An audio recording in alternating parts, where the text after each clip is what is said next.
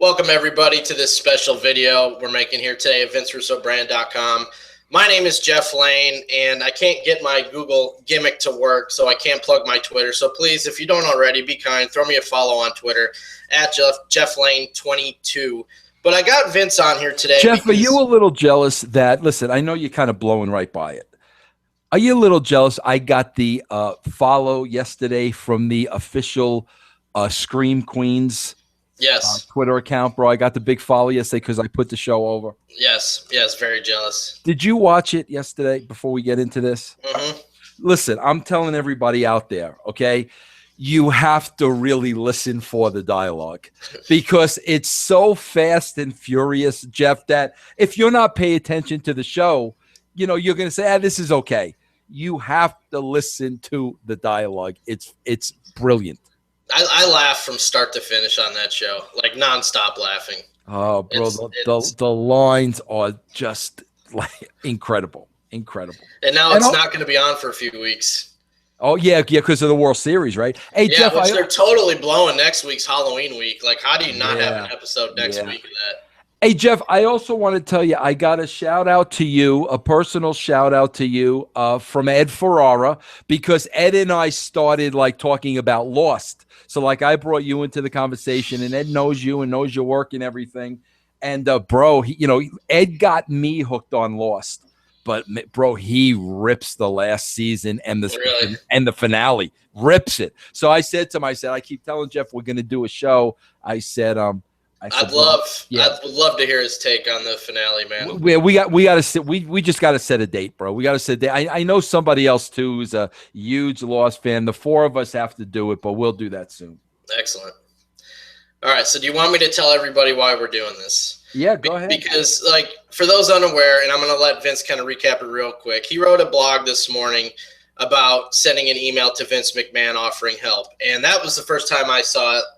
You didn't tell me this last night, so I read it just like everybody else. So then I called you because I just had some questions for myself. I just wanted to talk to you about it, and you were like, bro, let's just do this on video for everybody because I don't have anything to hide. If you got questions, I'm sure the brand and everybody else has the same questions, so let's just do it on video. So that's what we're doing here. So you have no idea what we're going to talk about. We got no idea. And Jeff, I'm kind of like, listen, I put it out there, and I value your opinion, high and above everybody else. We've worked together for so long now. And listen, you and I, we agree on things. We don't agree on things.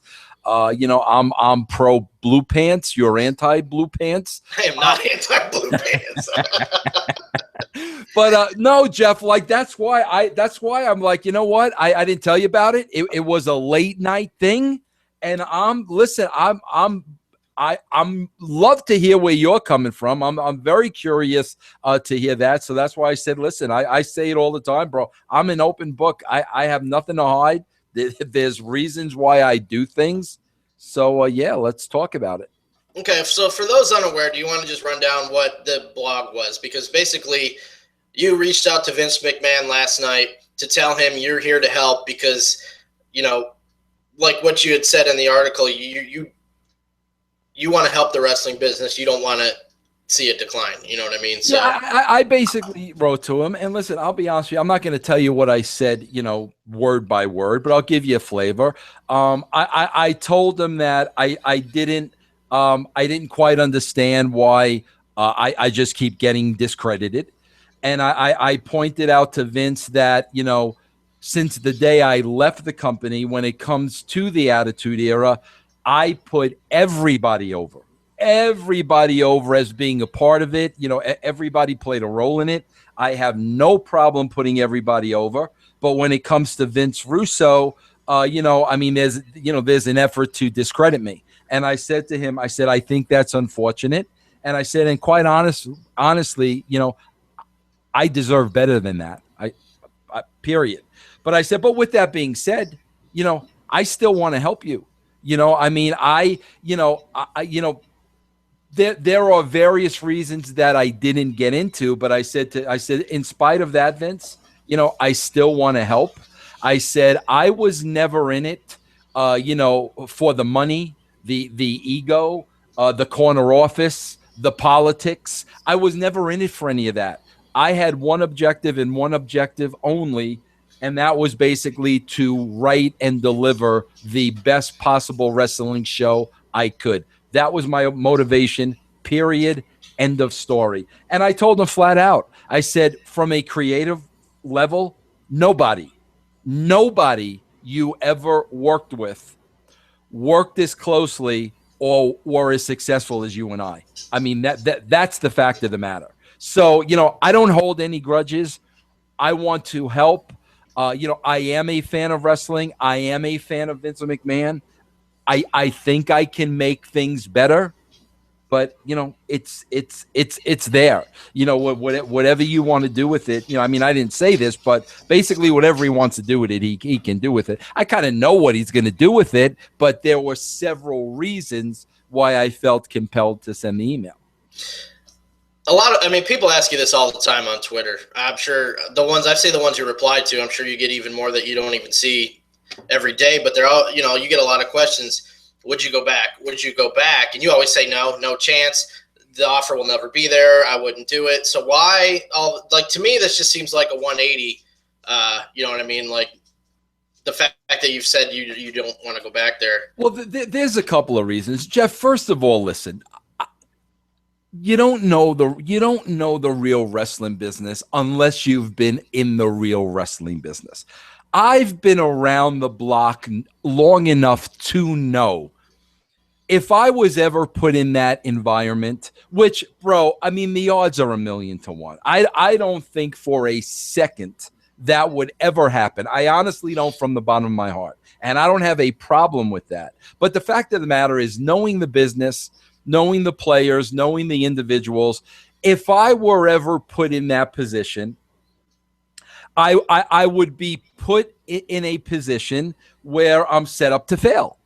There's no question about it, bro. If all of a sudden you've got this WWE that's all the way down to a 2.2, and they ask Vince Russo to come back because he was successful once before, God forbid it's successful again, then somebody might say, oh, there's something to this Vince Russo guy. So with the personalities, bro, I would be set up to fail from the beginning. So it would be a total waste of time on everybody's part, on my part, on their part. It just would be a total waste of time. So I know that would happen, okay? But on the other side of the coin, when I sit there, Jeff, and I do the WrestlingInc.com, reviews of the show when the show is over, okay? And I'm not ripping the show, and I'm not saying, oh, this is terrible, they suck, this, that, and the other thing. I'm giving constructive criticism of, listen, here's some simple things you guys could do off the bat. This is like a real simple place to start where I know the ratings would increase alone. So it's kind of like I'm giving that advice anyway, okay? If I were giving that advice on a more formal relationship, maybe that's a consultant, Jeff. I don't know. Maybe I'm watching the show from home, and rather than do a third-party podcast, maybe I'm sending my suggestions directly to Vince McMahon. Maybe nobody else is seeing them. Maybe he's taking them. Maybe he's not taking them. But the fact of the matter is, I'm putting them out there because I really am trying to help. And, the fact that, okay, if it's Vince Russo's idea or it came from Vince Russo, since it came from him, let's just totally ignore it. Bro, listen, people got to understand something. If the ratings were going the other way, then I am irrelevant. Then I'm an idiot. Then I don't know what I'm talking about. I agree with you. It's down to a 2.2, Jeff. Myself, in my wildest dreams, I thought 3.0 was rock bottom. I thought the wrestling audience was 3.0. I really did. It's a 2.2. So when I got that number yesterday, based on who they put on the show, that's when I said, you know what? Like I can't sit here. I don't want to be part of the problem. I want to be part of the solution. I can look at the show. I can tell you what's wrong. I can give you little tweaks to fix. I want to help. I take some of this personally, Jeff, because let's face it, whether people want to admit it or not, I don't care. Let's just say this. I was there when they were doing the highest numbers in the history of their company. I was there. Okay. I was present. Let's just say that. So I take it personally that we went from that popularity to, number 5 in cable on Monday nights, a 2.2. I can't help but to take that personally. So it's like, I don't want to be a part of the problem. I want to be a part of the solution. And I'm not ashamed to say this.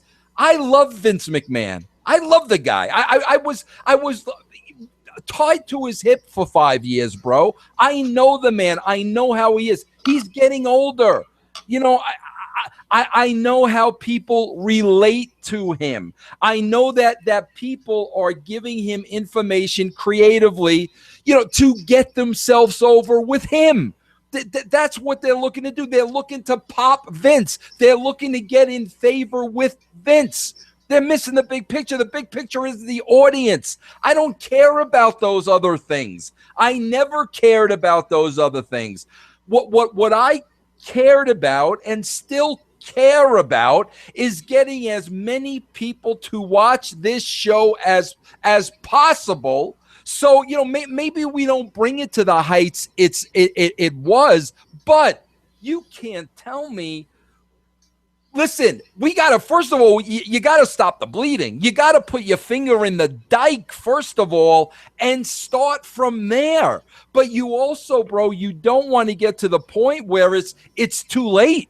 And now you're at the point of no return. Let's face it, bro. That's where TNA is at. No matter what they try to do, it's too late. They've made too many mistakes. They didn't listen. They're at the point of no return. They're running shows in India now. Okay, I don't think that's what Vince McMahon wants. So there's got to come a point. You got to stick your finger in the dike. You stop the bleeding, and then start building it from there. So like I said, bro, I take it personally. I love and respect the man. Always have. I don't care. Listen, all the burying of Vince Russo and the Eric Bischoff and the Monday Night Raw. I don't expect anything less, Jeff. That's the ego of the wrestling business. We're not going to give anybody else credit. As a matter of fact, we're going to bury. This is a company that came up with the what was it? The what of the Ultimate Warrior? The self-destruction, I believe. I mean, literally forgetting Jim Hellwig was a man that had a family, a wife, and 2 beautiful daughters. They didn't think twice of that. About that before they made this video and put it out. They could have cared less about him, his wife. So, like, I don't expect anything less. But it's like, what I'm saying is, guys, get past the bullshit. Let's be honest here. This is rock bottom. Okay, I have no ulterior motives other than I love Vince. I've been a fan of the WWE since I'm freaking 12 years old. I look at the product and I know I can help, and I don't want to be part of the problem. I'm tired of complaining about it. So that was the motivation to write the email to Vince, to at least know, you know what? I offered. I extended the olive branch. If you guys want to be stubborn, prideful, whatever it is you want to do, that's up to you. I know that I said, you know what? I don't care about any of this bullshit. I don't care about any things you've said about me. I don't care about any DVDs you made. My respect to Vince and my loyalty to the brand, I know I could help you. And if you ever want my help, let me know. And Jeff, I will say this. I want people to understand this, In the past, Jeff, I would have done this for financial reasons. I would have done this because I needed the money and I needed a job. That's why I would have done this.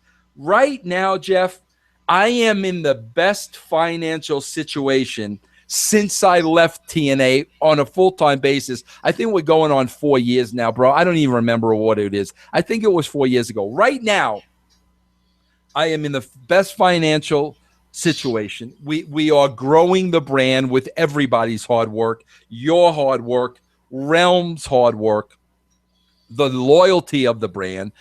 People like, kayfabe commentaries now, sponsoring the show. Raj from Wrestling Inc., being nice enough to let me do stuff on their website. I've made a couple of appearances. And on top of all that, Jeff, I've got this opportunity with iHeartRadio that I'm really excited about. So, like, it's like I for the first time, I'm not worried about money. I'm really not. I'm really in a good spot. And I just want to make that clear, because in the past, that's why I would have done it. I would have done it because, crap, I need the money.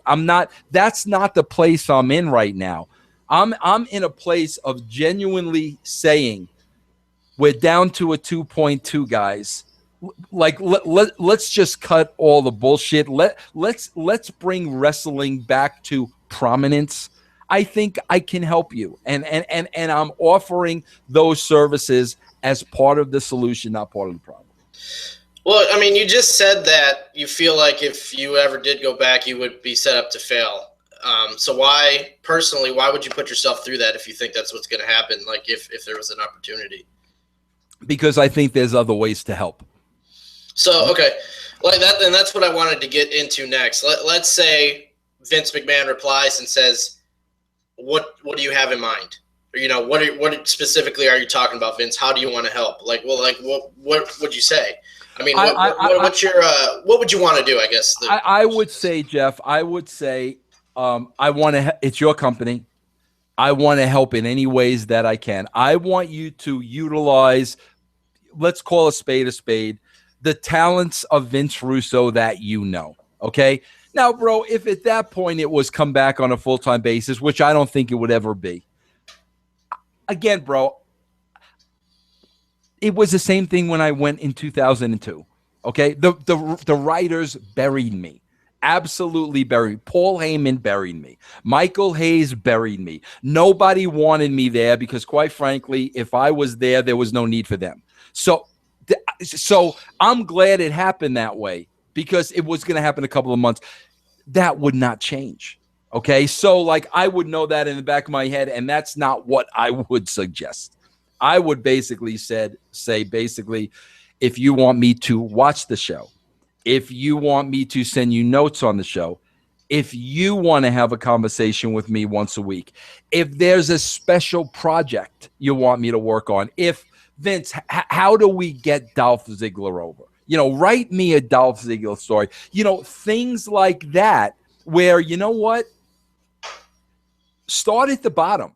Start with little things. Let's see if my suggestions make any kind of a difference, or stop the bleeding at least. Let's stop it at 2.2. Let's not let it go any further than that. Let's start that way. So, like, I would be very, very smart, Jeff, to know it's got to be a situation that's going to help him and not be a waste of everybody's time. Do you think, from what we've heard with what happened with Kurt Angle, a few other people, if Vince is considering this, do you think he says talk to Triple H? No, I don't. Listen, I know for a fact it still begins and ends with Vince McMahon.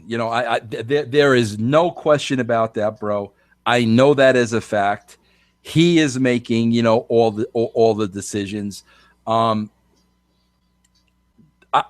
know that. So no, I don't. Listen, if Vince McMahon wanted me to help him out in some way, shape, or form, then I would be helping Vince McMahon out. It would not matter what Stephanie would say. It would not matter what Triple H would say. If Vince wanted any kind of, help, I would be helping him. But, bro, that's the thing. Just the thought of me saying Vince McMahon asking for help, it's never going to happen. I mean, like, that's the thing. And that's what I tried to get across in my article. The guy is so prideful that it's to him, it's a weakness to ask for help. You know what that's like, Jeff? Honestly, that's like me trying to do all this without you. Like me saying I could do all this on my own. I don't need anybody else. By myself, I'm going to take this all the way to the top. Okay, first of all, I could not do this without you. I could not do it without the help of Mark from the Realm Network. I could not do this without the support of the brand. I understand that there's no pride involved, but that's what Vince can't get past. And here's the facts, bro. Is this is a 70-year-old man. Bro, what human being made of flesh, bone, and blood would be able to perform at 70 like they did at 40, or they did at 50, or they did at 60? The fact of the matter is, he physically, bro, he could lift all the weights that he wants to lift. At 70, physically, mentally, emotionally, with the responsibility he has on his shoulders, bro, that I don't know of any human being that would be able to see that through. I mean, bro, freaking Ted Turner came to a point where he retired, for crying out loud. Donald Trump's gonna retire, at that point. But that's the thing, bro. The pride of not asking for help. I don't need any help. I don't want any help. And all I said, and that's how I ended the thing, was I get all that, bro, and I understand that. But my belief is we're surrounded by human beings, and human beings are put into our lives to help us. And what I'm trying to say to Vince is, you know what? You did give me an opportunity, back in 1995 or whatever it was. You did. And I'm very thankful to that opportunity. 20 years later, I'm still doing it. Let me return the favor. I mean, it's that simple. If I can help you now, let me return the favor. But, again, Jeff, I don't think it'll ever get past the pride. But I had to know in my heart of hearts, you know what? I offered it. At that point, there's nothing else I could do. Right. I mean, and that's what you said when you offered, TNA your services for free. You want them to succeed, and if you feel like you're the best to do that and you don't offer it, then you know what?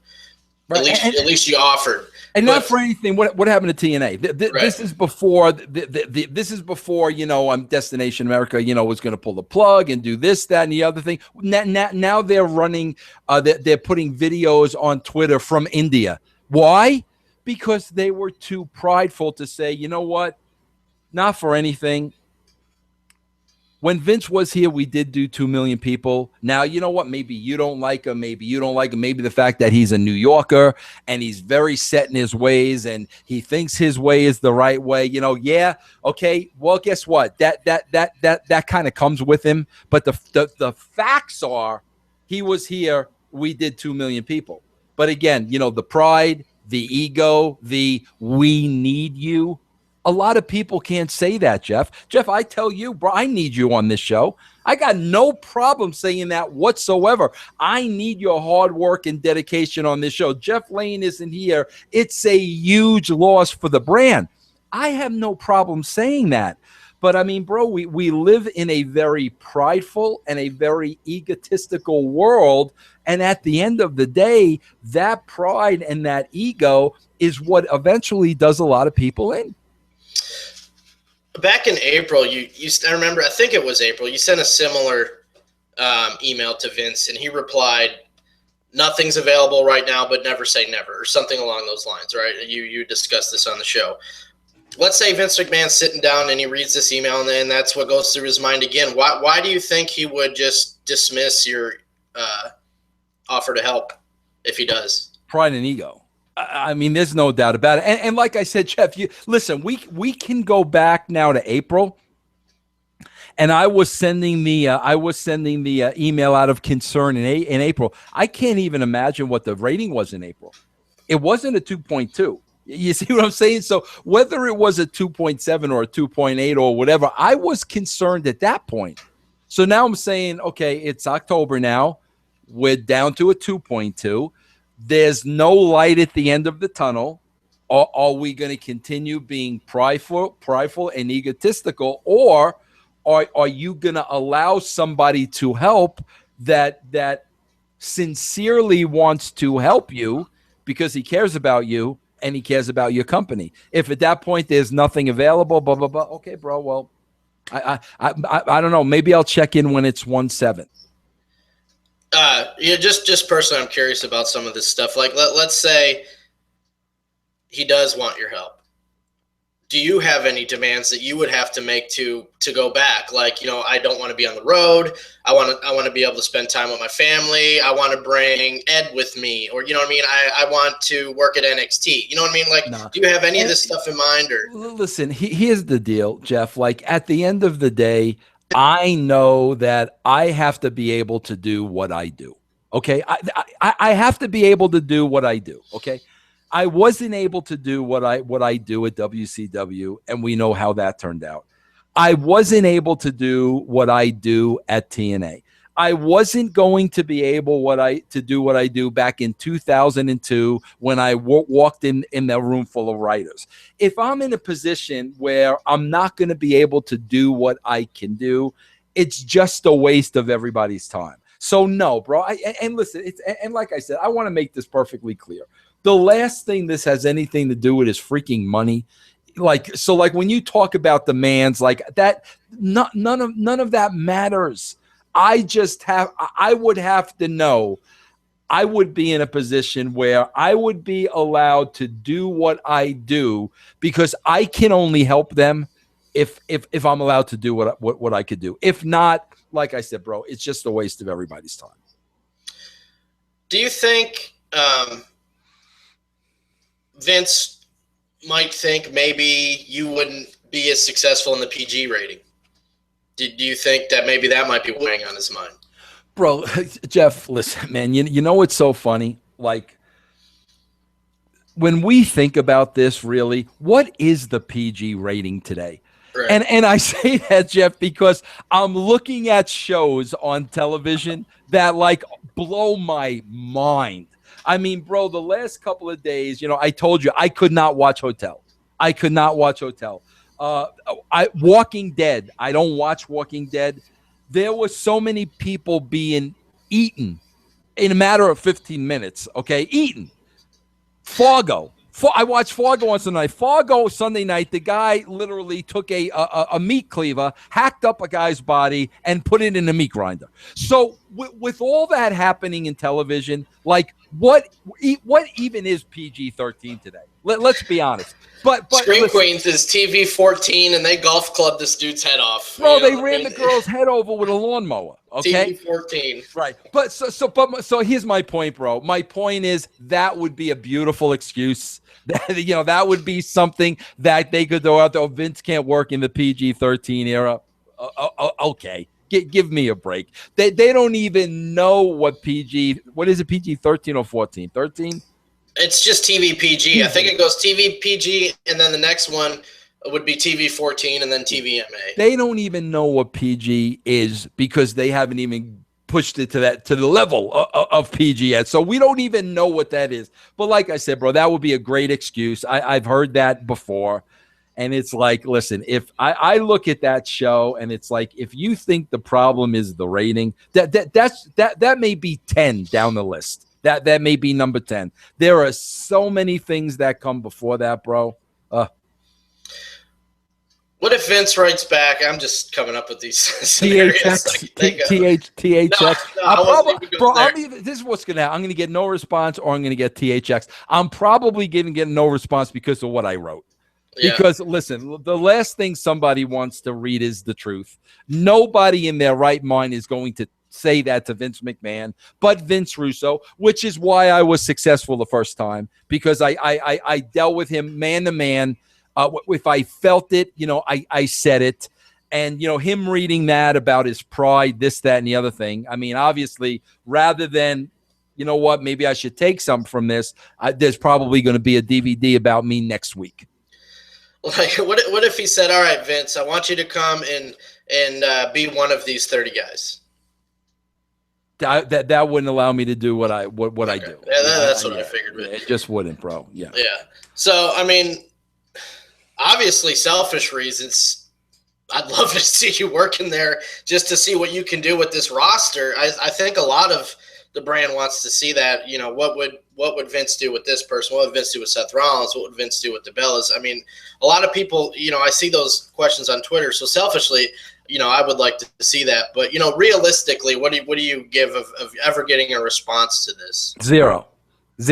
And bro, but you know what? Like, here's the thing. Bro, I'm a very, God-serving person. I try to be a God-serving person. I really believe in Christianity. I am a Christian guy. But I swear, bro, I hope people take the wrestling business as a whole, not just the WWE. They take the wrestling business as a whole, and I've said this for many, many years now, Jeff. The wrestling business is killing the wrestling business. I've said that. Nobody else. It's the business itself. And I hope people can see, like, from a Christian standpoint, where I come from, literally, when you look at the business, not just WWE, throw TNA into that mix, and you just kind of look at, bro, how, ego and pride and money and all the evils of the world, are killing this business. That's all that's doing it. Because if this were a Christian world, I've said to Vince, I've said to the WWE, I don't care what you've said about me, okay? It doesn't matter to me. I forgive you, okay? All those shots you took at me, Eric Bischoff calling me a liar on your network, I don't care. I forgive. It doesn't matter. I want to help you. I'm giving myself to help you, okay? Imagine if they took that same approach. Like, oh, here's a guy that wants to help us, that was successful for us in the past. We're going to allow him to help us. So, somebody needs to explain to me how I could possibly do more harm than what's happening right now. Same with TNA. I offered my services for free. Explain to me how that would have done more harm than good. But you know what it is, Jeff? It's the pride. We don't need you. We can do this on our own. It's the ego. I want all the power. I want all the glory. And it's the money. The more I do, the more responsibility on my plate, the more money I make, whether I'm capable of doing the job or not. It's all the evils of the world. And that's what's taking down this wrestling company. Because, and another thing, what I say week after week after week, I look at the other side of it. I look at these 22, 25, 28-year-old kids coming into this world, bro, with stars in their eyes. They love wrestling. They've loved wrestling their whole lives. They just want to wrestle. And I see them every week on TV, bro. TNA, WWE, it doesn't matter. In that ring, giving the all, everything they've got. So you see the the pureness of it, bro. You see the virgin side of it. But then those virgins, enter this world that's driven on greed, ego, money, and power. And I feel so bad for them, bro, because they're never going to have a chance. They're never going to have a shot. And that's why I say, bro, the wrestling business continues to kill the wrestling business. And until they change their ways, I do not see any light at the end of the tunnel whatsoever. Well, thanks for answering those, man. It's just a curiosity for me. Obviously getting to know you and how I know you felt about being discredited and your hard work. Just like you didn't even do it, and then offering it. I was just very curious. Motivation and some questions. So. And then you wanted to do it for everybody to see, so that's pretty cool, I thought. But and like I said, Jeff, none of that. It doesn't matter to me. I don't care. You say whatever you want to say about me, but I tell you this all the time, Jeff, and I tell everybody, I'm a guy that deals in facts. Here are the facts, fellas. You see what's happening on a week-to-week basis. Like I said, I've been a fan of this business since I'm 12 years old. I know what it was. I know where it used to be. So it saddens me now being where it is. And I do take that personally, where everybody I talk to, yeah, I don't watch anymore. I used to, but I don't watch anymore. Bro, at a wrestling convention, people in New York, people were telling me, yeah, we don't watch it anymore. I take that personally. So that's why I'm like, listen, I don't care what you say about me. It doesn't matter. It's water under the bridge. If you're really serious about trying to fix this, I'm available to you. End of story. You can totally ignore what I'm saying. Do whatever you want with it. But at least now I've clearly stated publicly, I want to be part of the solution and not part of the problem. Do you think it would take as much investment or less investment, doing the right creative approach, changing the product, and sticking with it for a long amount of time to build that audience? Because the first time with the Attitude Era, it takes a while. You have to be consistent. You have to gain the trust of the viewers, bring them in slowly but surely. They come along, their friends come along. It's not a quick fix. So now with no competition on at the same time, this is the only game in town. Do you think it would be harder to raise that rating, being that people aren't sitting down to watch a different wrestling show? You would have to bring them, from something else back to this. This goes right back, bro, to what Vince McMahon himself said to me.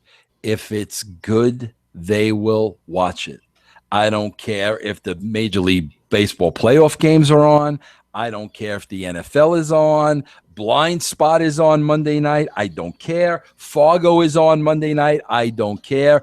He told me if it's good, they will watch it. So I truly believe, Jeff, if it's good again, they will watch it.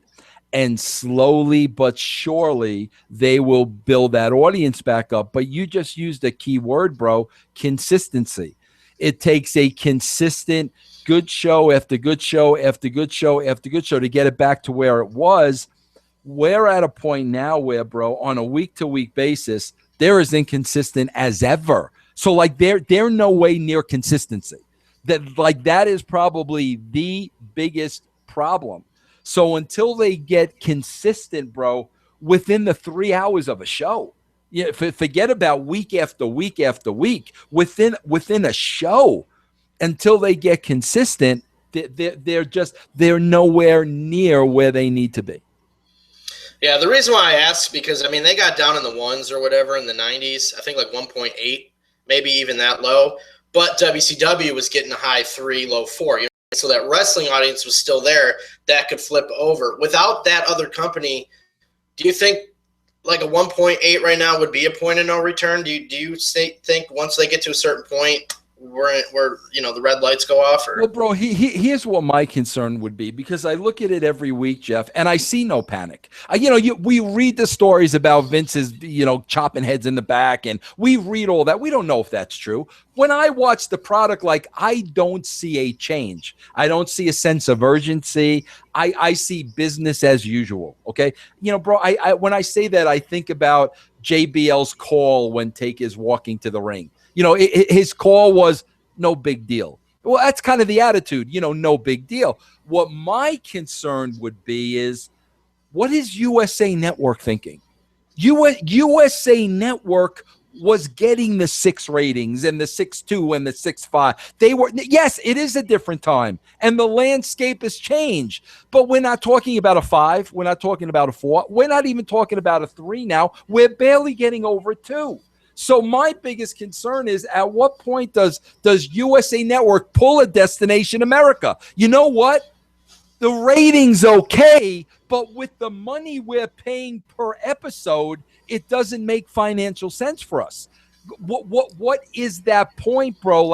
I don't know. So, that would be like my concern right now would be the network. What are they saying? Where are they at? Because within the confines of the WWE, I don't see them trying to fix anything, bro. Well, that's all I got, man. I just was very intrigued. I thought it was really cool. It's something to get excited about, even thinking it, even if it will never happen. It's not something you always think about. You know what I mean? like I always think about what if Lost came back. It's just, you know, you get excited about stuff like that. So I saw this email. I was very excited that you threw your name out there for them, and I hope Vince reads that sincerely and you know, gets back to you. So. Well, you know, like I said, bro, again, it's a small, you know, it's just a small example of really what the world has turned into. You know, really what it is, bro. I mean, you have a guy putting it all out there, you know, that was successful for you in the past, saying, forget everything. You know, you gave me an opportunity in 1995. I'm still making a living of it 20 years later. You're having a hard time right now. Let me return the favor. I want to do it for all the right reasons. It's not about money. It's not about any of that. From human being to human being, I want to help you. And, you know, again, bro, if somebody wants to explain to me, what exactly is it that Vince Russo did that was so bad that you don't take him on? Did Vince Russo sue you? Did Vince Russo have an affair with your daughter? Did Vince Russo cuss you out? Like, what exactly did Vince do that here he is offering to help, and you know you don't want any part of it? But you know it's not that, bro. It's pride, it's ego, it's power, it's money, it's the world. So it really is just not only commentary on the wrestling business, bro, but it's a commentary on life. But like I said, bro, I sent it. I don't look back. I want to be part of the solution. And like you know, Jeff, listen, here's the bottom line. This is my job, the brand. You know, I'm responsible for you. I'm responsible for the members that follow us. You're going to get the real Vince Russo's opinion, you know, one way or another. I mean, the fact that I wrote Vince Russo wrote Vince McMahon this email, bro, the show is you know, lacks on Monday. I'm going to tell you it lacks and why it lacks. That's what I do. That's what I get paid to do. But like I said, bro, I want to be, you know, a part of the solution and not the problem. But, you know, Jeff, I'm glad we did this because, you know, and bro, even though we did this, you know, all the detractors are going to, you know, ignore everything I said anyway and come up with their own little spin. But I really don't care, you know, because, you know, I am sincere. It's not about money. It's not about any of those things. It's about trying to help, you know, bring a company and a genre, you know, back to a place where it used to be. It's really that simple, bro. Yep. Anything else you want to talk about while we're on here before we wrap up? No, I think that's about it, Jeff. I think that's about it. But you know, again, let's just see where the chips fall. I already know where they'll fall because I know the players involved, and like I'm totally cool with that. But bro, at the end of the day, it is what it is. All right. Well, thanks again, Vince. And please, if you're just stumbling across this, check us out, VinceRussoBrand.com. Follow Vince at the Vince Russo. Follow me at JeffLane22. Please check out the rest of our videos. And thanks again, Vince. Thank you, Brand, and we will see you next time. All right, Jeff. Thanks a lot, man.